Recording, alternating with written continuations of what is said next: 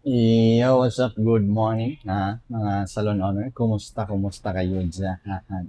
So, ngayong araw na to, maaga tayo. Time check natin ay 8:05 na ng morning. At nandito nga pala tayo na ngayon sa ating salon, no? Zel Salon, pangmalakasang salon ng Mindanao, syempre. At ngayong araw na to, meron akong isi-share sa inyo tungkol sa pag-hiring, paghanap ng tao, kung ano yung mga proseso. Kasi, kwento ko na lang sa inyo, no? Um, Madami tayong mga hiring ngayon, no? Marami tayong mga kulang na staff, kulang na tao, kulang tayo ng hairdresser, hairstylist, nail technician, at salon assistant sa ating salon. Pero dito sa ating office, no, sa Zell Salon, nangangailangan din tayo ng admin o office staff o mga kasama natin sa opisina na mag-handle ng mga problema, mga gawain sa office, no? Office works, no? So, dati kasi, pag nag-hire kami, is napakahirap, no? Napakatagal ng proseso. I mean, napakatagal mag-hire at ang bilis, no? Ang bilis nawawala yung mga tao, bigla ang umaalis, lumalayas. So, na-realize ko na may problema sa ginawa kong hiring, no? Kasi, dati, kung sino lang yung pinakaunang magpasa ng resume o biodata, siya lang yung automatic na i-hire namin. Ipapasok agad namin yan sa aming company. Atat-atat kami. Atat-atat kami mag-hire, no? Pero nung tumagal na siya, kasi ngayon kasi, no, singit ko na lang, may HR kami. Pag malakasan, HR. Hindi lang to HR, mabangis na HR. At ngayon, marami akong natutunan sa kanya tungkol sa pag-hiring. Dapat meron palang tatlong proseso yan. Tatlo, no? Hindi lang yan isang interview, salang agad, start na agad. Pero sa totoo lang, kadalasan nangyayari talaga ang mga ganito. May nag-apply sa inyo na hairstylist, automatic yan. Pasok agad. Wala nang mga ano-ano dyan. Pag sinabing marunong siya sa ganyan, sa riban, marunong siya magkulay, automatic na yan, no? Trabaho na agad yan. May na-experience pa nga kami na wala man lang biodata o resume na pinasa, no? Nung mga matagal na ng panahon. Siguro mga 6 years ago, o matagal nang nakalipas, no? Ang bitbit lang niya ay kanyang sarili at ang kanyang kwento na magaling siya magkulay, magriban, at kung ano-ano pa. Pero sa katunayan naman, wala naman talaga. Maraming mga ganong pangyayari, no? At may na-experience din kami na code lang yung gagamitin. Yung code din, yung palang Puse. Ayan, hindi niya tunay na pangalan. Yan lang yung gagamitin para mag-apply. Pero maraming mga problema. Kasi kadalasan sa mga code lang ang bit-bit nila, mga masasakit sa ulo pala. Marami akong kwento niyan. At nga, dito ngayon sa salon, kasi hiring kami ng mga sumusunod, yung mga office staff, assistant, nail technician, sabi ng HR namin ay hindi agad basta kumuha ng staff, no? Hindi agad na pag merong pumasok, nag-apply, tanggap agad. Unang-una pala, dapat merong screening. Screening, basta screening. Oo, titingnan mo yung mga resume o biodata kung ito ay angkop doon sa mga kinakailangan mo.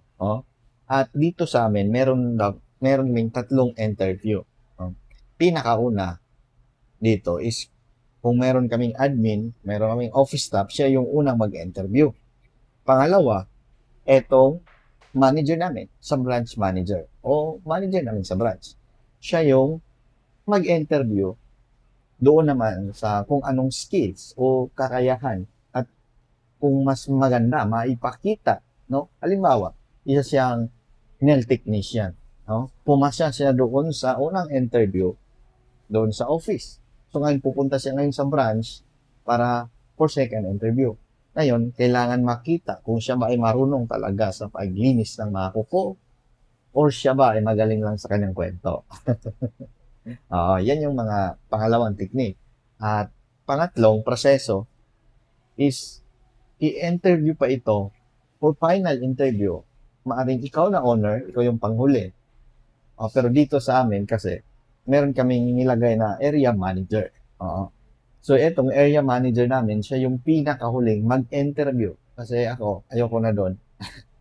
Ayoko nang mag-interview sa mga ganon. So, yung area manager namin, siya yung mag-i-explain ng mga rules, no? Kung ano yung mga company rules, ano yung bawal, ano yung mali, ano yung dapat, ano yung time in, ano yung time out, ano yung uniform, at kung ano-ano pa.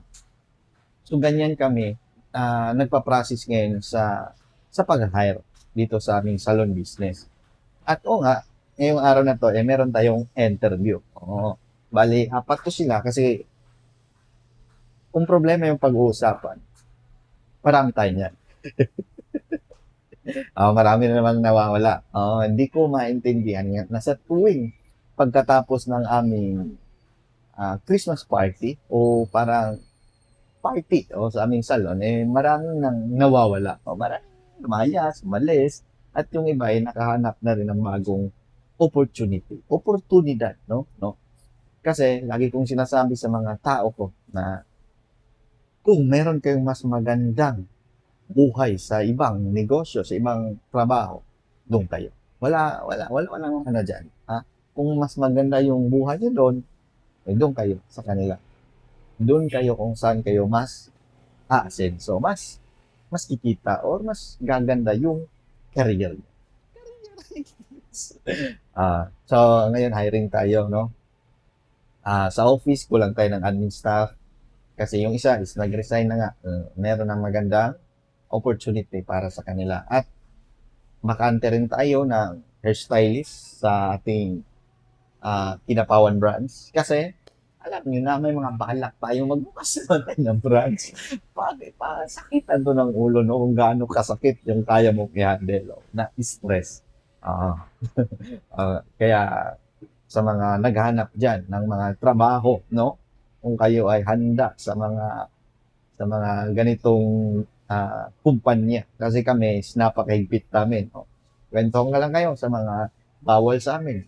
Late, biglang absent, awol, ah, kunyaring sakit.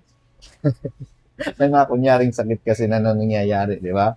Yung schedule na lagnat, no? Yung hindi pa naman dapat lagnat, pero kasi may lakad ka, in-schedule mo. Pero, yun nga, meron kaming HR dito at pag mga ganyan, ang kunyaring sakit, kunyaring lagnat, meron niya ang medical.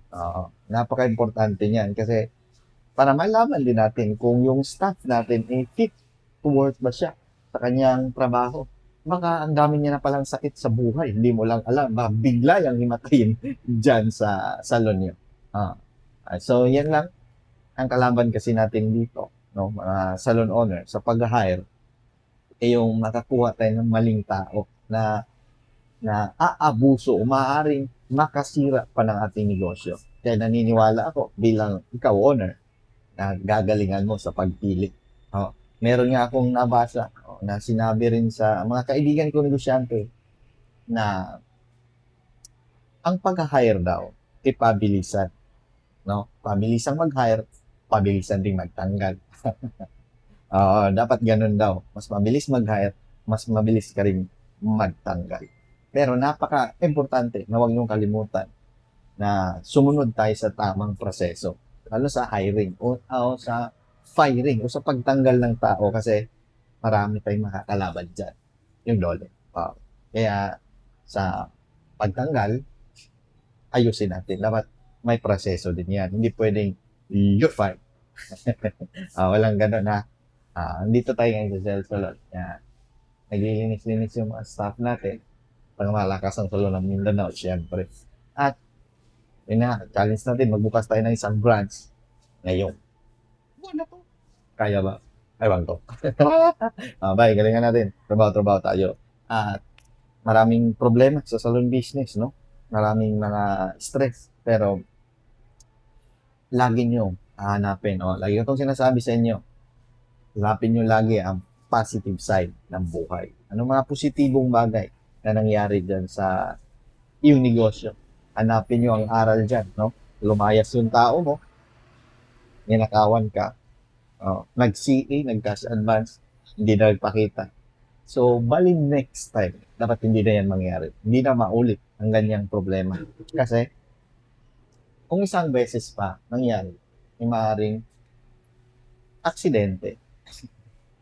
Pero pag paulit-ulit na, katanga na yan. Okay, bye.